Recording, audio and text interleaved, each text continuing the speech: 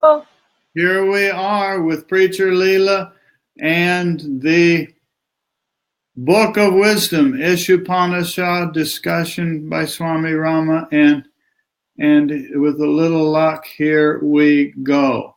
with mind and sadhana. You can see it? Good. The process in which the aspirant unfolds, develops, and enlightens himself is called sadhana. Boy, that's a loaded sentence, isn't it? Yeah. Gotta do it ourselves. We unfold, develop, and enlighten ourselves. Sadhana is that practice which has the power to carry the seeker, called a sadhaka, to his objective. Our object is to realize the truth of life. We have to bring about our maximum development and arouse and express the power lying dormant within us. Hi, Bonnie. Hi, Bonnie. Hi, Anjan. Hello, Anjan. There's a couple more there that we don't know who they are yet. Well, hi, all y'all. All y'all. It is possible through sadhana alone. That's that stuff we do ourselves. Yeah. Life itself should be sadhana. The whole of life, I guess, huh? I would say that means nothing left out. Yeah. And we can achieve the object of a life if our mind, body, and everything else we call our own becomes sadhana, or a means of attaining our goal. Our object is to attain absolute peace, an unalloyed happiness, or perennial bliss. And this is possible only when we use all circumstances in life, whether good or bad. And I really take that to heart in life. You know, we have ups and downs in life, and this has always held up, whether good or bad, happy or painful, to promote our sadhana. It's all fuel for the fire. Indeed. And, you know, let that fire blaze. Burn, baby, burn. All circumstances. Hi, y'all. Johnny says hi, y'all. Hi, Johnny. Terry says hello, all. Hey, you preach. And Hi. I got a hello.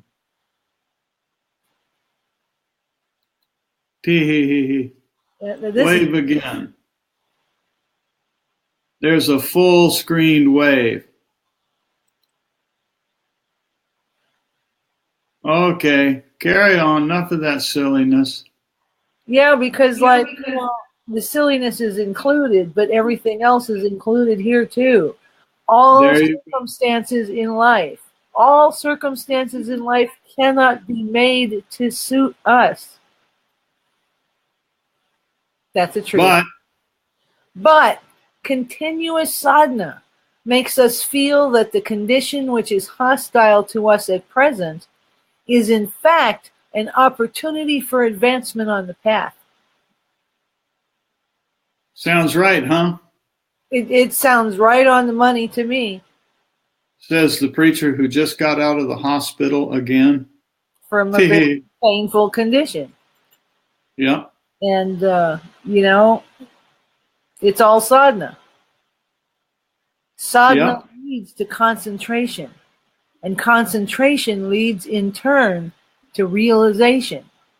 That's what we want.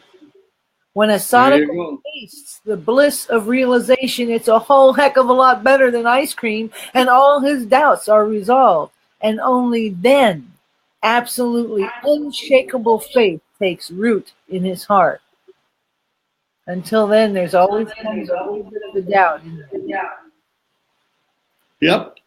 Without sadhana and self-realization, the mind is reluctant to believe what is merely heard or read in the great scriptures and sayings of the sages.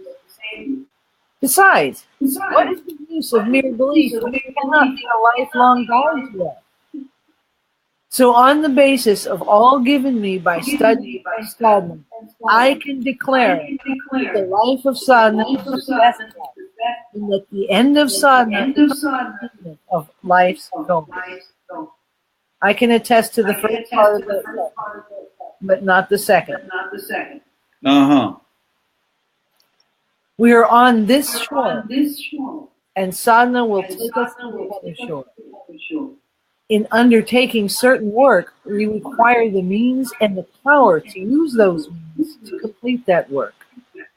Man is superior to other creatures and is an exceptional center of power. The difference Wait, you just lost the word there. Start again with man is superior. Some sound went out for a moment. You're sounding kind of robot-like right now. Man is superior. Oh, much better.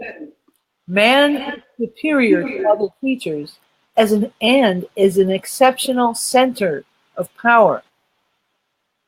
Think about that. Each one of us is an exceptional center of power. Yeah. The difference is only this. While other creatures cannot make full use of their powers, man is capable of utilizing his power to the best advantage. Man's resources are not insignificant. First of all, a sadhaka must have an interest in sadhana. You got to want to do it. There you go. And you want to explore, experiment, and snoop around within. Then he should establish such relationship with the objects of the world that if they are not helpful to sadhana, they should at least not be an obstacle to it. To suit his way of sadhana, the sadhaka should frame certain rules which he should never violate. For example, if a man feels that he cannot perform noble and virtuous actions or cannot worship God, so will it be. But if the same person makes a rule that he would never tell a lie or would never indulge in unworthy and immoral acts in accordance with his accumulated knowledge or degree of realization, he can be free from all evils and become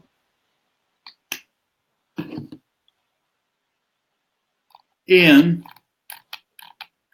time a virtuous and true man. To start sadhana, one must shun all weakness and create maximum inner strength. The sadhaka should never allow the animal tendencies to obstruct his path. The first duty of man is to develop in himself the human qualities and to be a true humanitarian. He should never allow the destructive aspect of animality to enter his heart or his thought, speech, or action. Purity is gained by refraining from the easy path of falsehood, vice, and vicious activity. Hi, John. Hi, John. Sadhana is required to free us completely from such evils, and the resultant purification carries us to the threshold of salvation. As purification advances, power increases. When power increases, wisdom dawns, and wisdom is accompanied by bliss divine. That which separates the sadhaka from his goal is impurity and the ignorance of his mind and heart. The aim of sadhana is to make the heart and mind pure and enlightened. The experience of self-illumination is possible only in a pure heart and mind. There are various methods of sadhana for the purpose of purification. That means there's hope. Seems to be. To speak of realization without sadhana is only empty talk, a mere reflection of ego. By the constant practice of self-purification, the ego is gradually dissolved and ceases to govern one's life.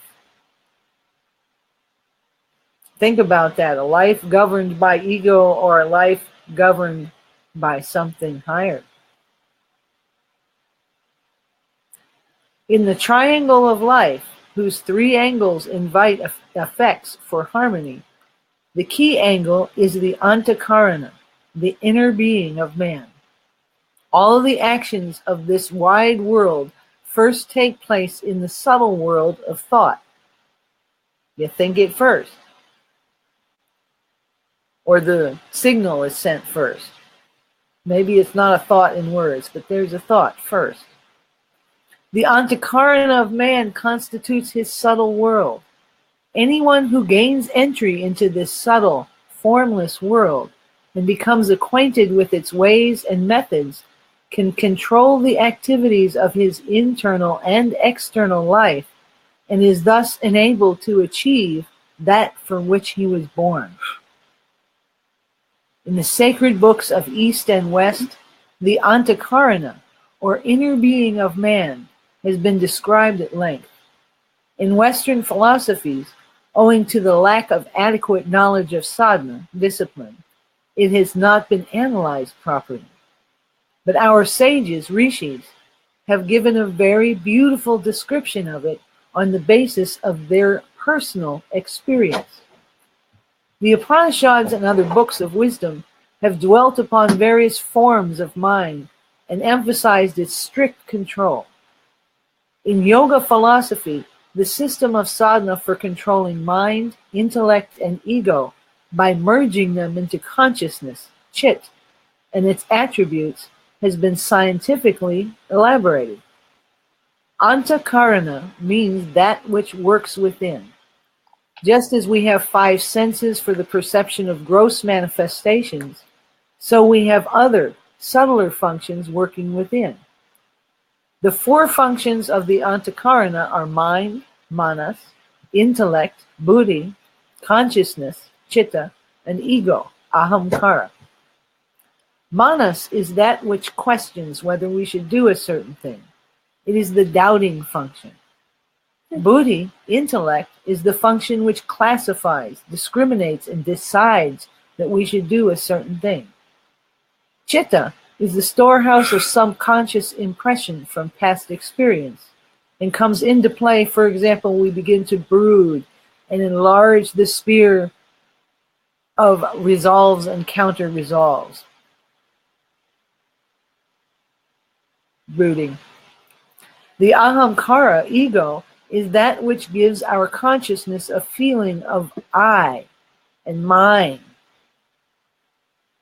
Mind is like an employer of this body, whose function is to carry external impressions through sense perception. Mind is an outstanding instrument without which no sadhana is possible. The whole sadhana depends upon the working, purity, and concentration of this mind. It is an invaluable gift to man. With its help, he derives pleasure of the world. And if the powers of mind are rightly used with restraint and concentration, it can lead man onward to self-realization. The same mind can bring man to the brink of a void and push him into unfathomable depths of destruction. Hello, Jean. Hi, Jean. Mind is truly the controller of our life, through whose agency all our organs of sense perception perform their functions. That's why we make friends with the mind. It's a good idea. What a concept. So mind is our friend as well as our enemy. All sadhana, religion, and rituals are employed for the purification of this mind within us. Saints, sages, and yogis derive deep contentment grasping the source of their power through mind's purity and concentration. Through mind's purity and concentration. Mm-hmm. Mind is a basket of resolutions and counter-resolutions. Mind, by meditation and concentration, mind is freed from the currents and cross-currents of thought. Constant practice is required. How One often? constant. That means all the time. All the time. You're tough, preacher. I know. It's like almost the whole of sadhana is constantly practicing to be able to constantly practice. Yeah. One pointedness of mind is possible only when the entire nature of the sadhaka becomes identical with his sadhana.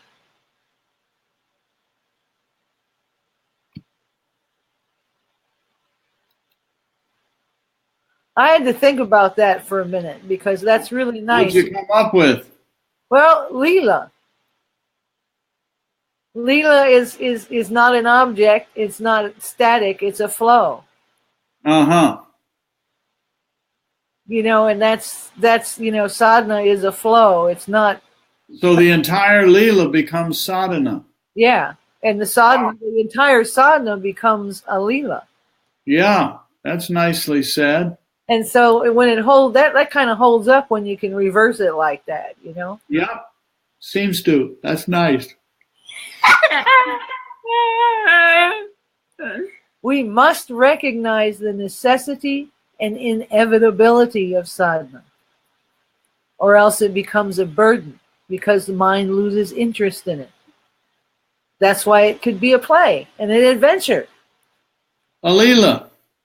We, whose true self lies deeper than the instrument of mind, should not attempt to wrestle harshly with the mind, but rather to train it gently and wisely. This is what I try to do with my puppy. Uh-huh. Those who believe in suppressing the mind must know that the mind can be brought under control, not by suppression, but only by clear understanding and applying the pure and noble rules of spiritual practice. Don't kick it around. Okay. Concentration of mind. Concentration of mind is possible by the systematic practice of meditation alone. There are two processes of meditation. One is that of excluding all sense appetites from the mind, or making it stand completely free of all objects. And the other is that of withdrawing the mind from all directions and concentrating it on a single point. Of the two, the first method is more scientific and a better course of action. The second method does not seem to be perfect, for when the mind concentrates on an object, it embraces the object's nature and qualities and identifies itself with that object. Free! That is why the sadhaka should adopt a method of practice that will bring him experience that will lead him on the path. Unless this is so, the sadhaka cannot successfully continue his sadhana for long. The methods of concentration, very often followed these days, are the common methods of concentrating the mind on some idol, deity, or physical guru, master. Although the guru is the builder of the edifice of sadhana, yet the words of the guru deserve greater reverence than his physical form, for the essence of guruhood is different from the physical guru. The methods of concentrating on some idol, deity, or physical guru may bring some obstacles later on. The purpose of meditation is to free the mind from what is sensual and make it concentrated. Even if the mind is concentrated and is not free from appetites, self-realization is impossible, and the mind applies the force obtained by concentration to the gratification of its appetites. From childhood onwards, we are taught to concentrate on given tasks, but the other aspect of concentration, the withdrawal of the senses and remaining in a thought-free state, is not taught. Never. No. We got to train ourselves. Yeah. That must be what sadhana is. But it's nice that we have this guru principle that comes around and helps us build our own framework for sadhana. Yeah, and then we can talk about it and learn and grow and do it. Because right now it is as though we know how to make a motor vehicle go forward, but not how to pause or stop. Yeah, zoom, zoom, zoom. Not a good thing. Many explicit and implicit qualities, characteristic, acquired tendencies, and appetites inhabit our mind. Oh my, that's a lot inhabiting my mind. Sounds like it's crowded in there. Yeah, boy howdy. The mind is a storehouse of all these attributes. If only we could empty the mind of these, we would enjoy great peace. When the mind is completely free of thoughts and appetites, the mind dissolves itself in bliss. And then no sadhaka can keep himself away from sadhana. The mind draws 1,000 times greater joy from a brief concentration than it could ever derive from the pleasures of the senses. It really, truly is better than ice cream. Really, truly is. But this simple principle here that you just looked at here is so hard to communicate and to hear, isn't it? And there is Raj saying, hi all. And Anjan throws out a bliss. Not a bliss, but a bliss. The silence after the bliss. Yeah. Like the silence after the Om. That was the way I thought about it too. Yeah, there you go. It's like the old simile of trying to describe the taste of milk to someone who's never had it. Yucky. Sugar or the taste of whatever. Yeah, there's better choices than milk.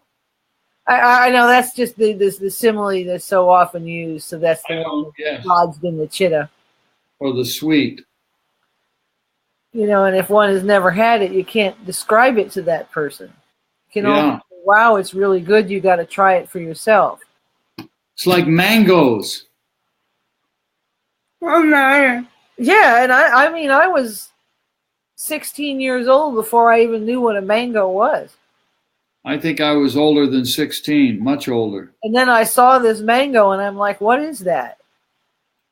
And then a little while later, I had one.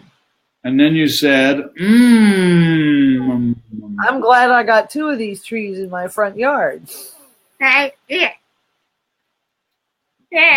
But not now. We have hickory nuts in my front yard now. So, the task of the sadhaka is to empty the mind of all thoughts. The mind, free of thoughts, becomes a mirror which reflects the blissful inner self of man. A free mind is the seat of power and a channel of intuitive knowledge. I put a mango there for you. Mango.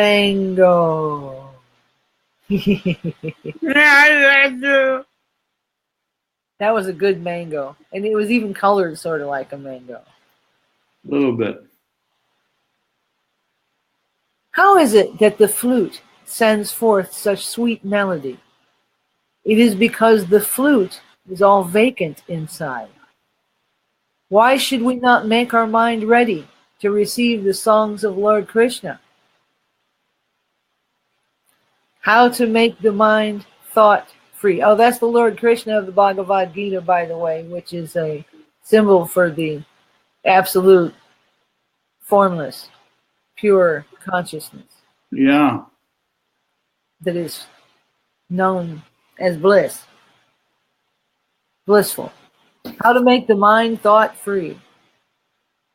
A jug full of dirty water can only be filled with pure water after it has first been emptied. Otherwise, it's just a bunch of dirty water. There you go. Even after throwing away the dirty water, the vessel is not fully empty, as the air remains in it. In order to remove even the air from the jug, one fills it with fresh water, but only after cleansing it. Raj got mango when he was a baby. He has a lifelong, deep memory of mango. Mango. Mango. Reminds me of the little fairy tales and stories of Hanuman when he was a baby and he thought the sun was a mango and flew up in the sky to eat it. Uh-huh. Mango. In order to remove even the air from the jug, one fills it with fresh water, but only after cleansing it. It is exactly the same with the mind. Even if the mind is cleared of all its sensuous appetites, it is still tainted with the subtle tendencies of pleasures enjoyed or imagined, just as the vessel is full of air even when the water has been thrown out. It is very difficult to be free from the subtle tendencies and impressions of mind as soon as it is emptied of gross desires. In order to empty the mind completely of every trace of appetites, a sadhaka should continually fill his mind with blissful and illumined realization of his object. Continually, huh? There's that word again. Continual. An object doesn't mean some physical thing, it means the goal. Don't you think? Something like that.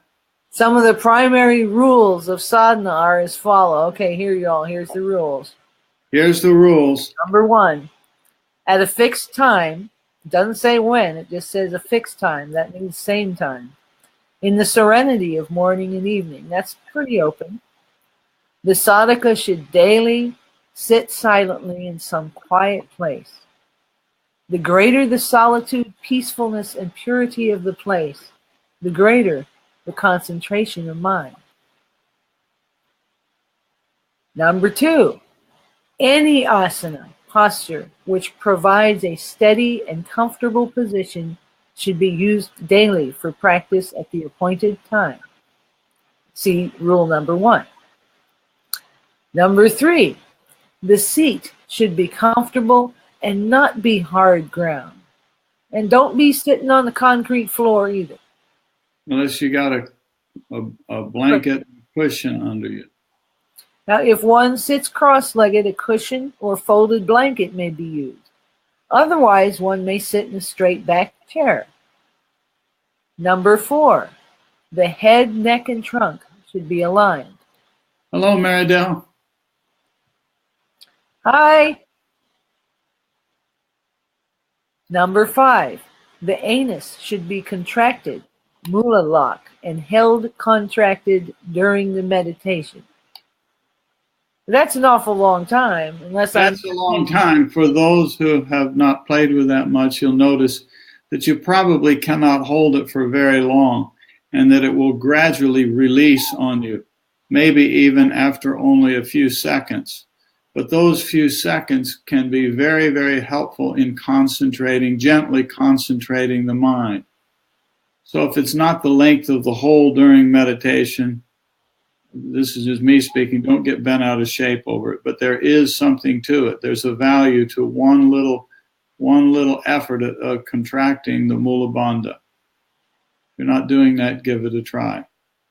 It's useful. Number 6, calmly, smoothly, and slowly, the sadhaka should exhale. There should be no jerkiness or sound either in exhaling or inhaling. The body should remain unmoved and relaxed. Eyelids should not be strained or tensed as to affect the eyes, which is number 7. And number 8, the practice should be carried on daily at a fixed time and place, see number 1, with a definite method of concentration. The carefully selected method should not be changed. Why would you want to keep changing something if you're establishing a habit and consciously deciding to create a groove in the mind that is a good one? Number 9, the first resolve should be that no external thought will be allowed to enter the mind.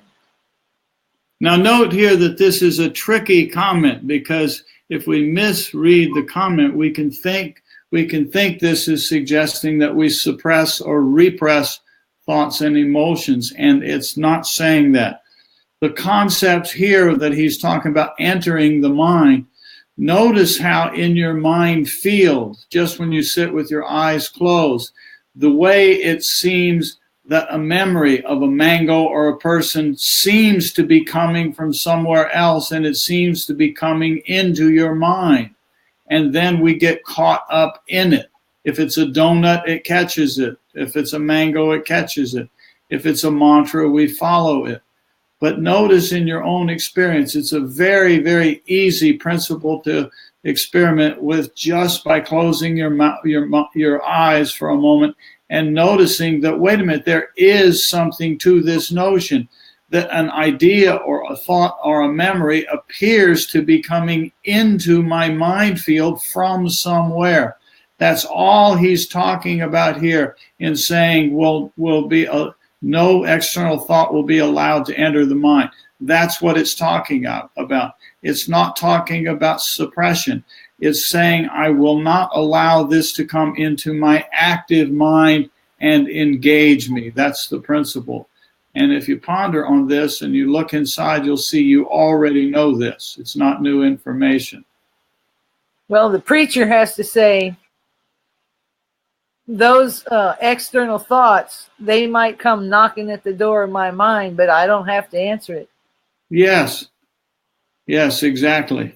Come knocking at the door, but I don't have to answer. Yeah. So next, effort should be made to stop the activity of the mind. And notice here again what we're trying to talk about, that principle here. If we misread this, we end up with the very negative suppression of thoughts and emotions, and this is not healthy. So it's not that. And we all must individually practice with this to understand the principle of what it's about for a thought to come and enter into my mind field. And then there's this next line, the mind should not be allowed to ruminate over any idea or object. So I go from the door to the train and say the train is going to go by, but I'm not going to get on it. Yeah, the train of thought. Yes, good point. So there's the door and the train. After a period of such practice, pranava, om, or some other mantra should be repeated.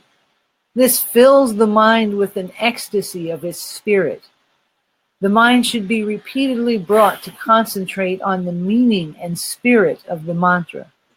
Note the suggestion of meaning and spirit of the mantra, which is why we spend a lot of time talking about the meaning of the Om and the levels of consciousness, so that meaning is internalized. And then when we say, okay, let me follow the Om to silence, I have a sense that means those levels of consciousness of waking, dreaming, and deep sleep. Or fancy words are Vaishvanara, Tejas, and Prajna, leading me to Turiya.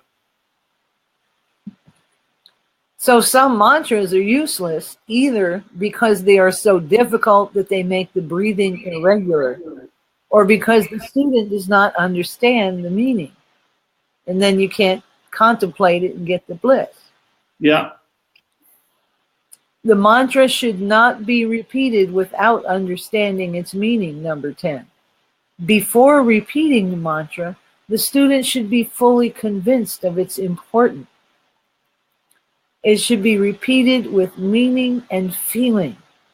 Parrot-like repetition is not much use. Bonnie says, beautiful to Kayla. She saw you on camera. He. Number 11. Repeating the mantra merely with the rosary and with the tongue is a very inferior sadhana. It won't do merely to complete a given count. The purpose of japa or repetition of the mantra is to lead the mind to the higher dimensions and to rungs of meditation. And note here that there is a difference between a japa practice and a dhyana or meditation practice. They're compatible practices, but here we're talking about meditation. So merely chanting a mantra, merely doing parrot-like repetition is not of much use. That's right. But to do a japa practice separately can have a useful effect of steadying and stabilizing the mind. So when he's saying this here, it is not an absolute comment that says don't use willpower to repeat a mantra. It's just two different practices. One is a japa practice, and the other is for dhyana meditation. And both are useful when done with the awareness of the meaning of the mantra. And if you haven't taken a look at it, we attempt to explain that in some greater detail in the Om Mantra Udemy course. We talk about this because all three practices with mantra are useful. One is dhyana or meditation, another is japa or repetition, and another is vichara or contemplation on the meaning. And all three of them are useful. And number 12, eventually, the mantra becomes a part and parcel of life, which infuses awareness at all times. And one of the ways of saying that is that we increasingly become aware pretty much at all times of these levels of consciousness. It may not mean that we're Buddha-like and we're walking around, or Krishna-like and we're walking around in bliss 24/7, but we can be more or less pretty much constantly aware of this process here. If there's something going on out here, there's something going on in the active unconscious, there's a latent unconscious, and there's a self that's beyond that. We can do that. Every one of us can do that. But we have to sit with it and play with it. Mm-hmm. The meaning and spirit of the mantra should so intertwine with every incoming and outgoing breath. Everyone, huh? Wow. That in whatever circumstances the sadhaka might be, he is always conscious of it. Let me ask you a question, preacher. When you were in the hospital in pain, were you able to do this to some degree? Yes. Right in the middle of the pain? Yes. Not easy, is it? But you did it anyway. Well, I actually, though, it's getting easy. It's almost that an extreme circumstance such as pain almost triggers it to come forward immediately. Cool. It's like I have a habit of reaching for it in difficult circumstances. And and that's the intertwine with every incoming and outgoing breath in whatever circumstances. And I actually have to say that when you're writhing in pain and you're there and the hospital is taking care of you, and all of a sudden you get an injection of a powerful painkiller, at some moment you cannot form words. There's just, or if you do form words, it might just be word salad or something, but it's just everything gets kind of weird. But what you're telling us, the and meaning of the mantra is right there. It's still there, even though the syllables it's very powerful. It's still there, even when the mind is clouded over by something weird like that, because of forming that habit. Yes, thank you. I kind of figured you'd say something like that, but thank you for letting everybody hear that. And I could go on and on with different circumstances, but nobody would really want to hear that. But all kinds of circumstances, it comes forward because one has done both the meditation and the japa practice with that meaning and spirit of the mantra. Yes. Enthroned in the heart, enshrined in the heart. Yes, and intertwined in the heart. Wonderful. Thank you. As the mind grows one-pointed by thus uttering the mantra and concentrating on it, interest in sadhana also deepens, because there's something to this, you find out. What more is there? When japa is thus carried on in the midst of worldly activities, it is called meditation in action. There you go. There you go. 13. The period of life, this is aside from the rest of life, should be gradually increased, but the mind and body should not be fatigued.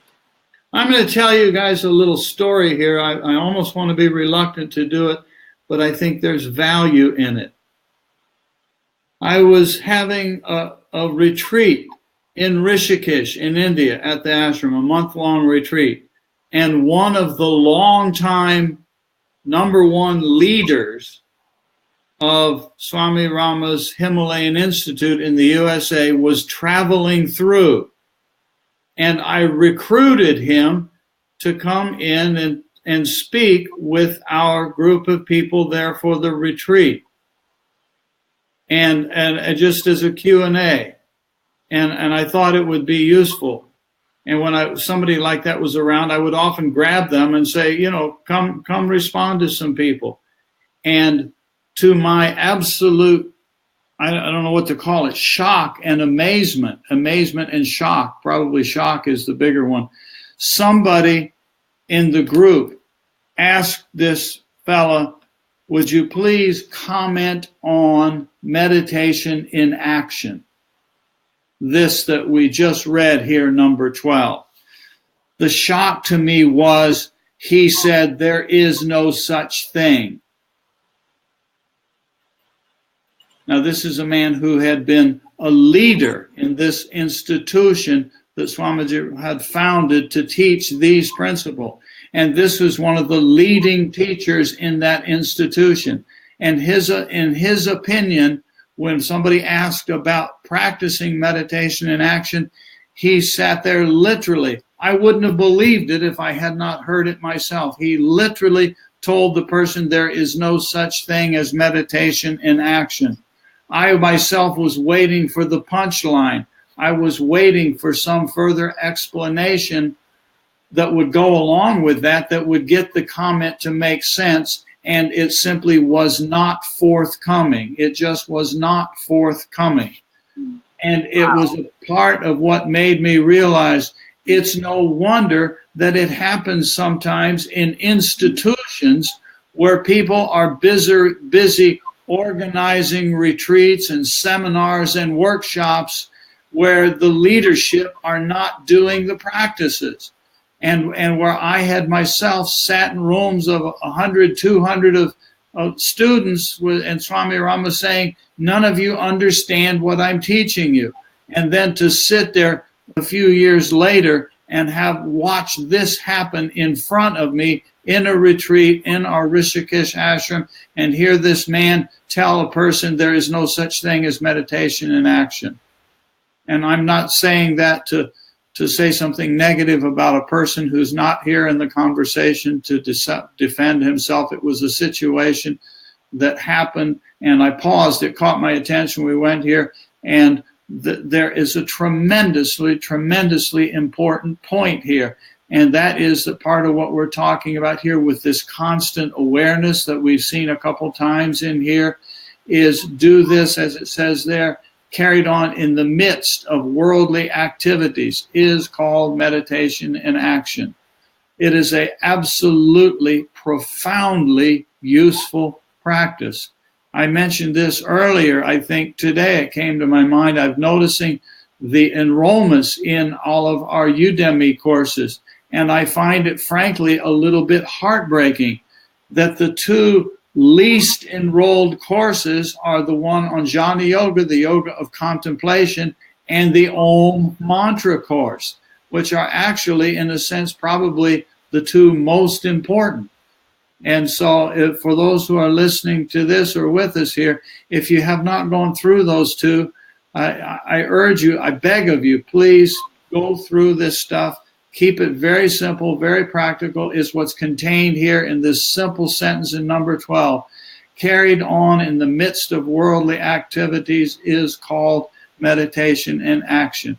And for myself personally, of decades of doing this stuff, it is probably the most important single practice that I have done for all these years.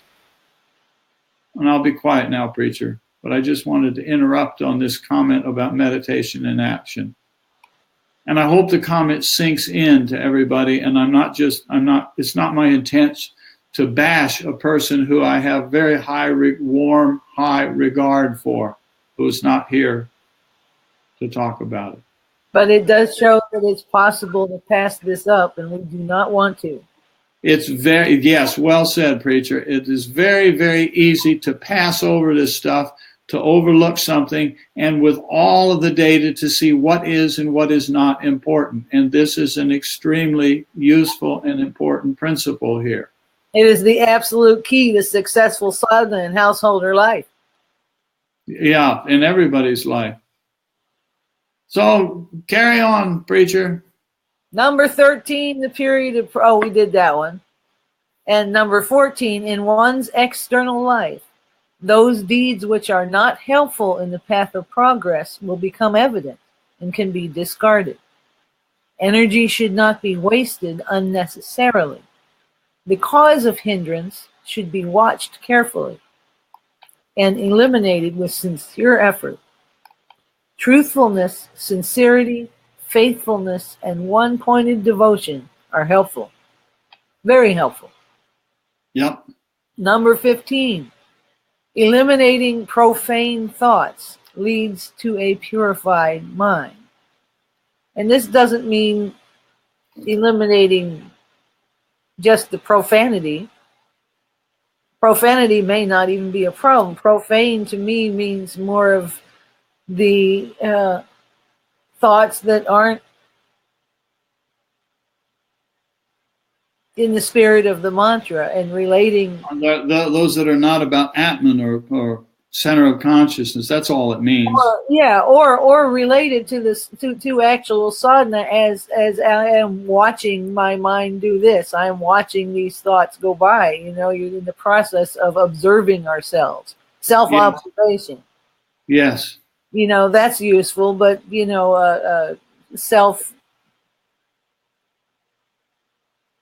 And how do we eliminate the profane? Again, not by suppression or repression of thoughts and emotions, but by emphasizing that which is useful and that which is positive, not by pushing away the other. Right. It's awkward here using words. It's always awkward to use words. And so he's using the word eliminating here in a particular context that then almost begs the question, well, what does that mean by eliminating? That sounds kind of negative. Well, it's a choice of words. It's eliminating, but doing so by emphasizing the positive and useful and the truthful and the center of consciousness and the japa of Om and all that. Because it is the purified and one-pointed mind of the sadhaka that offers him the fragrant flower of joy in his concentration. When the mind is one-pointed and stable, peace is definitely experienced within and without. This experience is the foundation of faith. Shraddha, faith is Shraddha. You may recall in the explorations of the Yoga Sutras, faith, Shraddha, is the number 2 of 5 suggestions that are put in by Patanjali in Sutra 20 of chapter 2. And when we talk about that Shraddha, that faith, we talk about the fact that this does not mean a blind faith in an institution or a guru or a religion. It's not a blind faith. It's this that here. It's what he says here. When the mind is one-pointed stable, peace is experienced. And that experience, that inner experience of peace, is the basis of faith because it is one's own direct experience. It's not a blind faith belief. It's like, wow, this stuff is really true. I cleaned it up, so I said stuff. You know what I meant. It's like, wow, this is true. I actually do know how to have glimpses of peace and stability of mind. And it seems to be within and without. It's just totally all-encompassing. Wow, this is true. That's the basis of faith. That's right. Tell us, Swamiji. There you go. Tell it. I told it. Told it the best I could. Very well. Concentration and control of mind are essential for progress in every walk of life. Just as we perform certain duties in daily life, concentration of mind is also one of the necessities.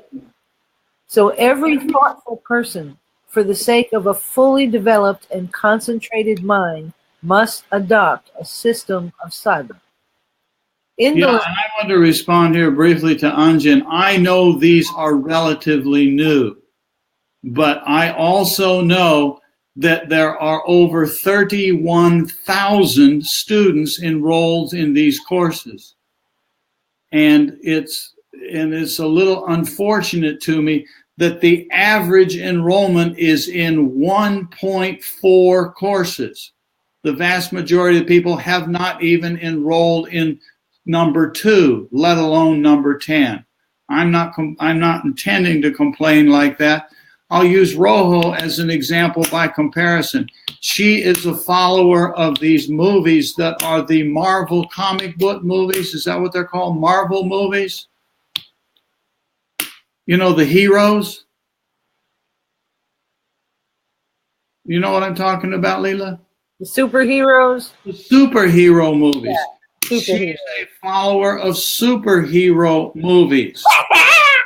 And so when there's a new superhero movie, as soon as it's out, she wants to go see it.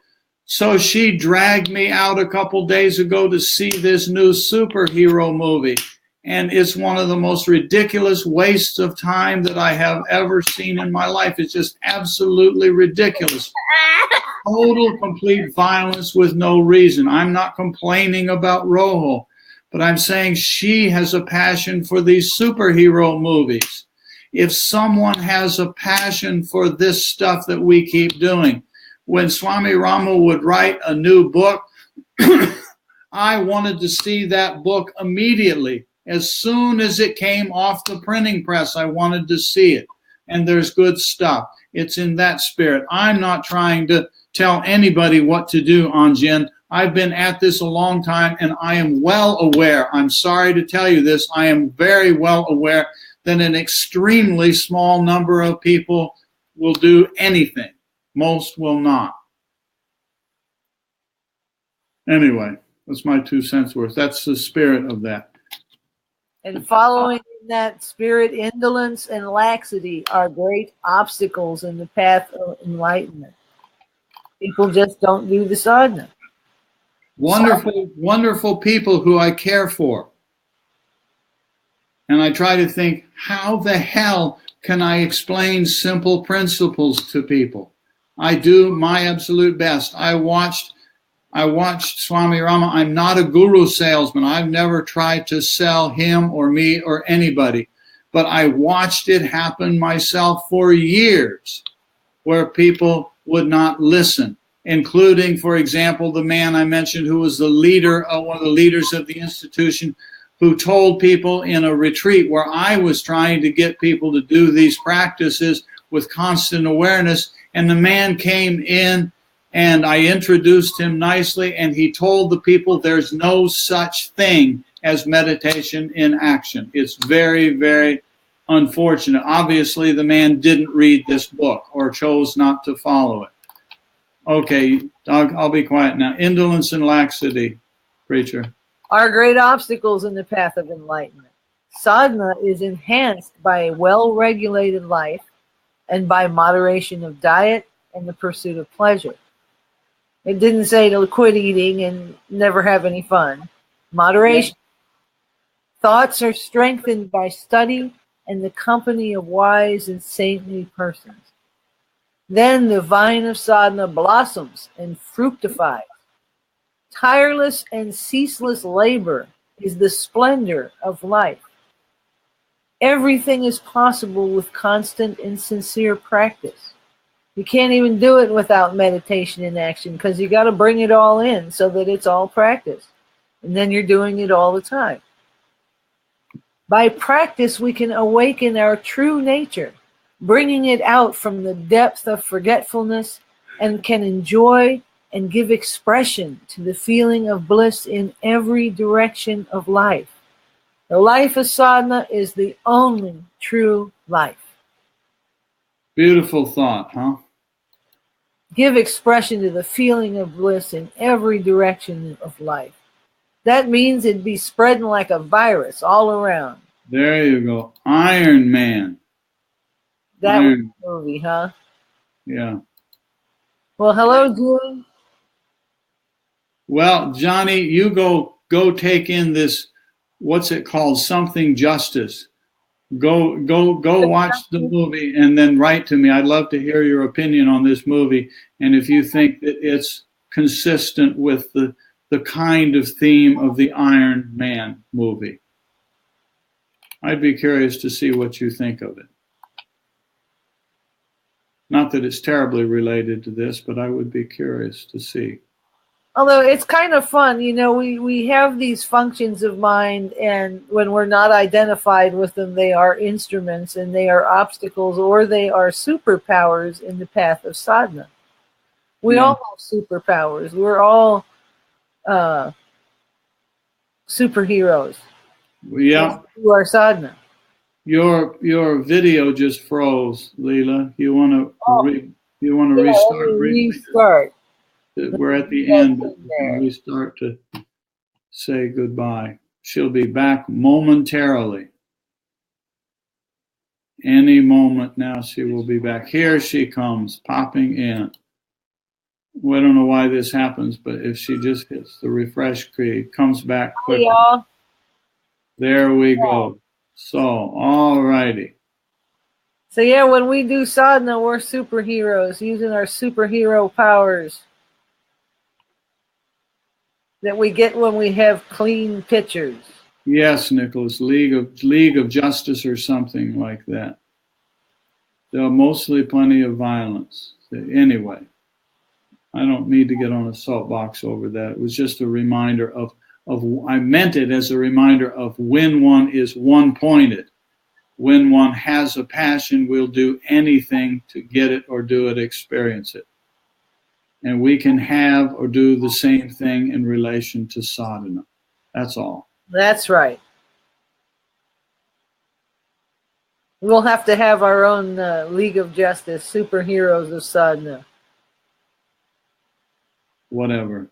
It's great to be at home. I don't know if I feel like a superhero, but you're doing something good. What you said earlier about, you know, doing the sadhana right in the middle of it, that's pretty cool, Leela. It's a good model. The thing about it is if I'm a superhero, so is everybody else. There you go. So we can awaken to our superhero-ness. Yes, that's a new word now, superhero-ness. Superhero-ness. Okay, thank you. That's pretty good stuff. Thank you, preacher. You all for visiting and playing and internalize stuff and live it, please. No matter what. It's nice to be on the side of the heroes. Yeah, I guess it's better to be on the side of the heroes than on the other side or something like that. And remember, what we're looking for is to be found where? In the silence. After the Om. Thanks for playing, all. See you soon. Bye, I think we've seen the end of Ma Tree now as far as her time in Netherlands. It's now Sunday night or Monday morning now in Holland. And then she leaves pretty soon. I've forgotten exactly what the time zone. But anyway, she shows up here Tuesday night. So. Oh, goody. So I guess that means she leaves. I guess she leaves Monday. Or no, she leaves Tuesday Dutch time and gets here, because when you fly this way, you leave early morning and you end up getting here the same day because you're flying with the time zone. That's cute. In the silence after the credits. It's in the silence after. Actually, there's a certain humor to that, Johnny, that when the end of that thing was coming, it finally, the credits were coming and the screen went black and I felt a sense of relief. Finally, the killing is over. Anyway. Where they say it's here and now. I don't know what that is, but so honor the divinity within you, says Raj, Sage Raj. Bye-bye all. Have a wonderful, wonderful next meditation, okay? Okay, Swamiji. And let it be free from all that silliness stuff, okay? And just peace, what it was talking about, just peace. Bye-bye. Bye-bye, Tequila. Yeah. Bye. Yeah, bye-bye.